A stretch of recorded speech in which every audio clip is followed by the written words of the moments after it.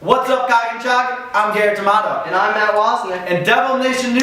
Garrett, we're actually live from the Cock and Chog Sports Banquet. Did he say live? We're live? Yeah. And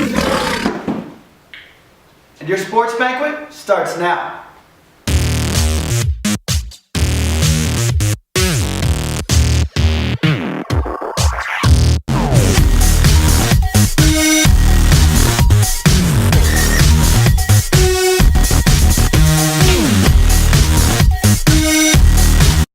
To start off, the girls basketball team started off their season with a new head coach.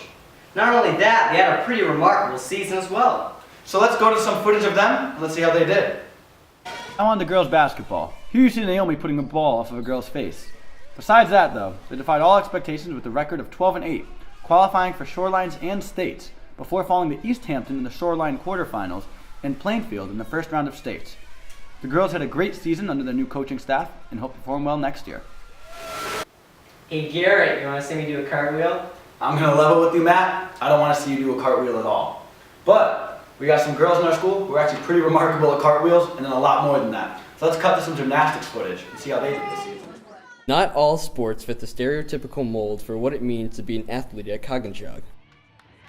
We've worked with two sports teams on trying to get students here to participate in sports that we don't offer.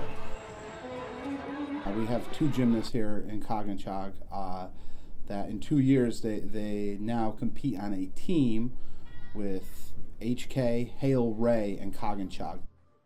I've been doing gymnastics for 10 years with my sister, and for the past 3 years we've been doing them as a high school sport for the school, and this is the first year that we actually had a team with HK and Hale Ray.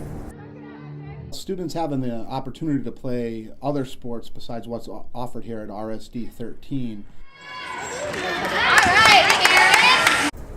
Well, I think it's pretty cool to be able to do a sport that wasn't initially offered and be able to get credit for it even though it wasn't a sport that they did in the past.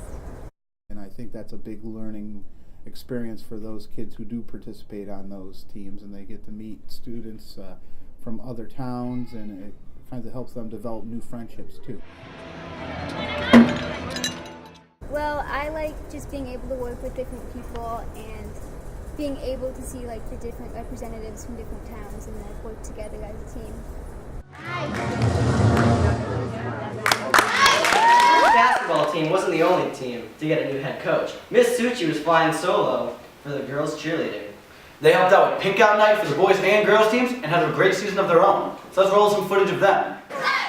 On top of cheering for the boys and girls basketball teams, the girls cheerleading team competed in a number of competitions of their own, including the St. Joseph's Cheer Challenge, Quinnipiac University Cheer Challenge, and then placing 10th in states and placing 6th in the NECA Open Cheer Championship. Under the direction of Ms. Suchi, the team had a fantastic year. Garrett, the track is finally thawing out. You know what time it is? I actually don't know what time it is. Why not? I don't have a watch. You see, that was a pretty good joke. But besides that, the indoor track team actually broke a lot of records this year, including a girls' Shoreline Championship. That's right. We have the best in the Shoreline Conference. So let's get to some footage and see how they did this season. The girls and boys indoor teams had incredible seasons. The boys came in 2nd place in Shorelines and 8th in states. We were that close, you guys. The girls team won Shorelines. Come on now, let's hear it for them guys. Come on. Woo! Yeah. They came in 3rd in the states tournament as well. Too many records were broken for me to go into now, but we'll get to those later. What form? Look at her run. She's running in a circle, and he's running in a circle. And her as well. Next up is the boys basketball team. They had a pretty remarkable season, finishing out with 12-8 in the regular season. Coached by our very own Mr. Salva, let's go see the boys throw down against some of Shoreline's best. Now, as Matt said, the boys basketball team had a record of 12-8 for the regular season. They had some big wins against HK, Valley, and Cromwell twice, though this shot by Walt probably made the season. They made it to both the Shoreline and Class S postseasons, falling to Old Lyme in the Shoreline semifinals and beating Two Rivers in the first round of states before facing the number 1 seeded Sacred Heart. Now, obviously, they had a little bit of height on us, as you can see from some of these plays, but we had a couple insane plays of our own. Now, these plays included Cam absolutely breaking this kid's ankles right here. And now take a look at their bench over there in the slow-mo right here. Ooh, that one hurt a little bit. And Devin's insane dunk right here, hanging off that rim for a second. They finished off strong and had a great season altogether. Hockey. We had it this year. Unfortunately, we didn't make any of the games, so sorry about that, you guys.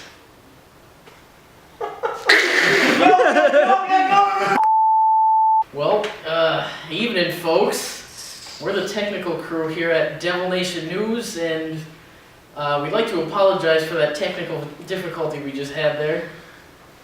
Yeah, we actually put Garrett and Matt in the penalty box for that last bit about hockey, so. Well, I guess this is the end of the road for us. This is where we cut off. So, reporting for Devil Nation News, I am interim Garrett Tomato. And I'm interim Matt Wozniak. And as always,